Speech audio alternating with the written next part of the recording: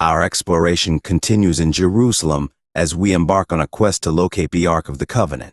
According to legends, the Ark has been attributed to far-off places such as Ethiopia or Ireland.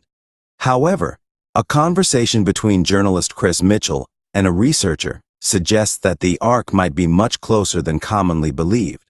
The Ark of the Covenant held great significance as a representation of God's presence among the Israelites, serving as a visual reminder of the covenant established with them.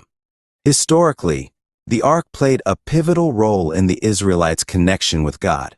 When Babylon invaded Jerusalem in the 6th century BCE, the Ark disappeared, leaving readers of history, believers, scientists, historians, and archaeologists intrigued and compelled to search for it.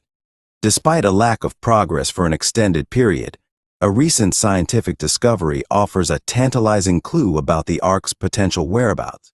While access to the Ark was limited according to biblical accounts, scientists have been able to investigate it.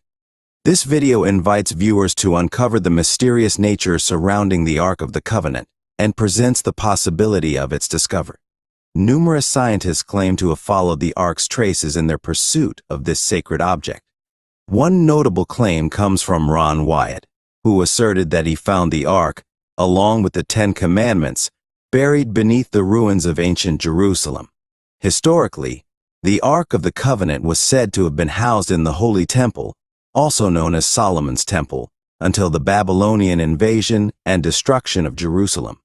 During this tumultuous period, the Ark vanished from historical records, as the Babylonians erected a massive siege wall around the city to prevent entry or escape.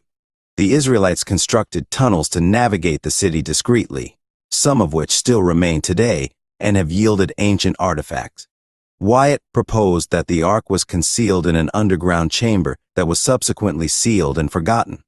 Aside from Wyatt, other scientists also claim to have discovered the long-lost Ark, generating much anticipation regarding the potential revelation of its content. If scientists were to open the Ark of the Covenant, their first priority would be to determine its authenticity as the Israelites' Ark, distinct from similar religious boxes used by other northwestern Semitic ethnic groups. Such verification would be an essential initial task, despite biblical descriptions providing some understanding. When scientists lay their eyes on the Ark of the Covenant, they will be astounded by the sight.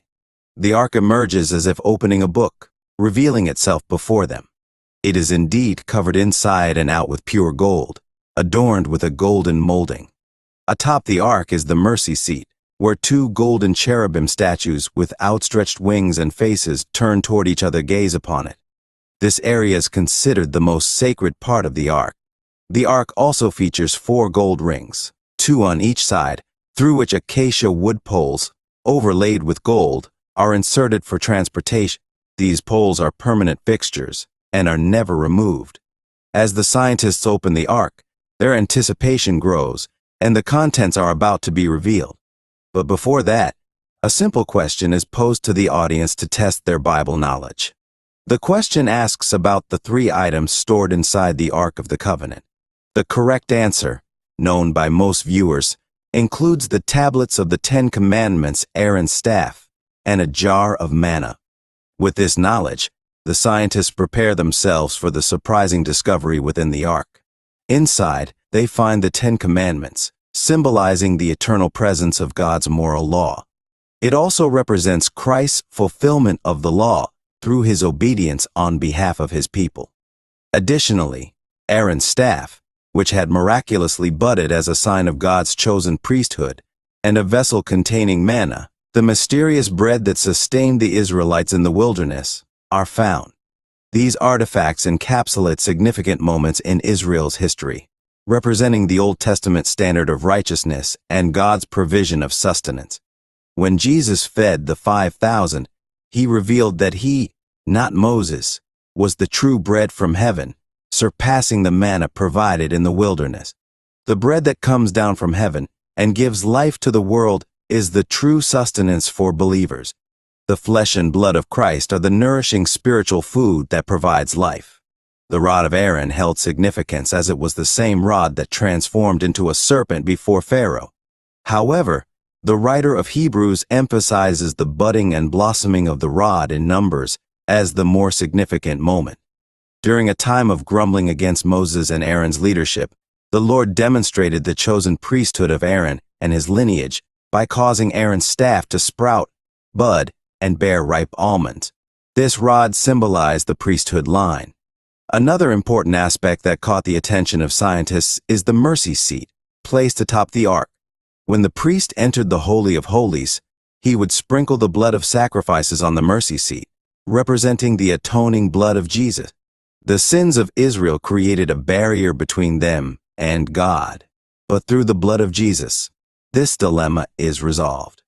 Just as the blood on the mercy seat stood between God's law and his presence, the blood of Christ serves the same purpose. The blood of Jesus satisfies God's wrath, and through it, the transgressions of believers are forgiven. Now, God sees believers through the lens of the gospel, not the law. The Ark of the Covenant goes beyond biblical history. It holds a mythical significance. Touching the ark was forbidden due to its representation of God's presence and power. Only specific individuals were allowed to touch or approach it. The ark held such sanctity that touching it meant instant death. Once it was placed in the Holy of Holies in the Temple of Jerusalem, only the high priest, from the lineage of Aaron, was permitted to be in its presence, and even then, only once a year for covering or uncovering the ark. Moving the ark required being a descendant of Aaron. To handle any of the holy items, it was necessary to be born into the tribe of Levi. The Levites were chosen as the royal priests of the covenant and were responsible for the care of all sacred objects. Only individuals from the tribe of Levi, specifically descendants of Kohath, were permitted to carry or move these holy objects. Proper covering was required, and the ark itself had to be transported on special poles, not on a cart. Any incorrect handling or touching of these items was considered irreverent and carried the penalty of death. If someone, like Uzzah, who was not a descendant of Aaron or from the tribe of Kohath, touched the ark, they would not survive. This also applies to normal individuals who are not descendants of Levites. However, if it is God's will, the situation may be different. It is believed that God chose special individuals to represent his people and witness the presence of the Ark of the Covenant, then relay their experiences to future generations, instilling reassurance and confidence in the truth. The Ark of the Covenant served as a spiritual connection between God and his people, and its accessibility to everyone would have caused chaos, which was not God's intention. Typically, only Levites were allowed to touch the ark, as they did not receive land like the other tribes and were supported by tithes from the Israelites. Presently, about 4% of Jews have Levite heritage. Once a year, on the Day of Atonement, the high priest would enter the Holy of Holies and sprinkle blood on the mercy seat, which covered the tablets of the 10 Commandments inside the ark. This act represented the activation of God's mercy, triumphing over judgment. As mentioned in James, without the shedding of blood, there would be no mercy. The Ark of the Covenant was considered extremely sacred, and no one was allowed to touch it. In Exodus, God commanded that it be carried on poles by the Levites, who were the priests. The ark had rings on its sides, and the poles would be slipped through these rings for transportation. Anyone who touched the ark would face death. The Levites were specifically tasked with carrying the ark, and touching it directly would result in immediate death, as seen in the story of Uzzah in the 2nd book of Samuel. There are various theories regarding the ark's location. One persistent theory suggests that it is safeguarded in the Church of St. Mary of Zion in Axum, Ethiopia. According to this theory, the ark was brought to Ethiopia by Menelik I, the son of the Queen of Sheba and King Solomon. Tradition claims that the ark is hidden in a chapel within the church, guarded by a line of priests. However, external verification of this theory is challenging, and its authenticity remains unconfirmed. The Copper Scroll, a unique document among the Dead Sea Scrolls, lists locations where gold and silver items, possibly from the Jerusalem temple, were buried or hidden. The Copper Scroll indirectly suggests the possibility of the ark being concealed near the Dead Sea, possibly in the vicinity of Qumran, where the Dead Sea Scrolls were discovered. However, the precise coordinates are not provided. As for the Ark's final resting place, while scientists may have potentially found its location, it is ultimately up to God to reveal its presence publicly. There have been claims of individuals witnessing the Ark, but encounters like these are often accompanied by supernatural occurrences, preventing physical evidence or documentation. These encounters are seen as signs and guidance from God, and the disclosure of the Ark's presence may be subject to God's approval and timing. The last mention of the Ark in the Old Testament is in Chronicles, where it is mentioned that King Josiah instructed the Levites to place the Ark in the house that Solomon had built, referring to the temple. This occurred around 630 BC. One well-known theory connects the Ark to Ethiopia's national epic, the Kebra Nagast.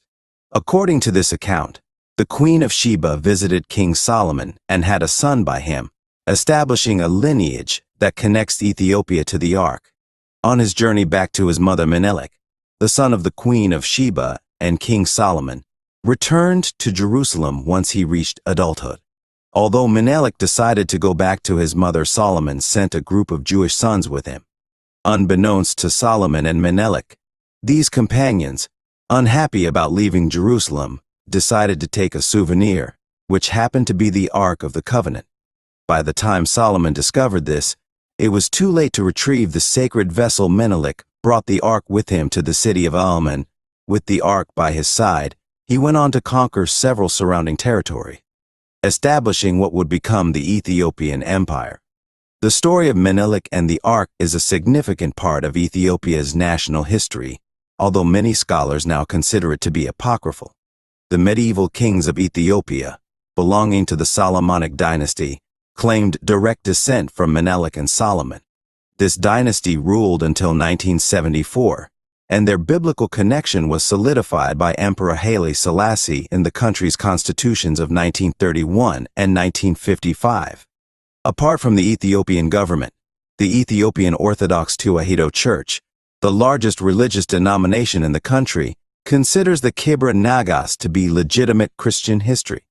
According to church leaders, the Ark of the Covenant has been closely guarded in Axum at the Church of St. Mary of Zion. Not even the high priest of Axum can enter the resting chamber of the Ark. Its sole custodian is a virgin monk who cannot leave the sacred grounds until his death.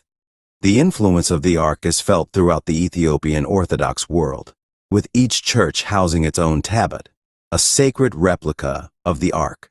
These tablets are kept in the Kest Kusan, the Holy of Holies, and are only brought out during festivals and times of need. Each tablet is venerated as if it were the Ark itself. However, the nature of the Ark's supposed guardianship at Axum makes it impossible to verify the church's claim of ownership. Most historians believe that if the Ark did exist, the relic, over 3,000 years old, either disintegrated over time or was destroyed. But this remains speculation. The final fate of the Ark continues to be a fascinating and perhaps unsolvable mystery. The symbolism of the Ark reached its pinnacle on the Day of Atonement, when the blood of the sacrifice was sprinkled on the mercy seat. The presence of God appeared, symbolizing the heavenly glory where angels stand before his throne, praising him day and night. It was also a representation of the restored presence of God through the resurrection of Christ. When Mary Magdalene came to the tomb seeking Jesus' body, she found two angels, one at the head and the other at the feet where Jesus had been laid. The resurrection of Christ restored the presence of God to believers. The redemption brought by Christ's resurrection is a subject of great interest even to the angels.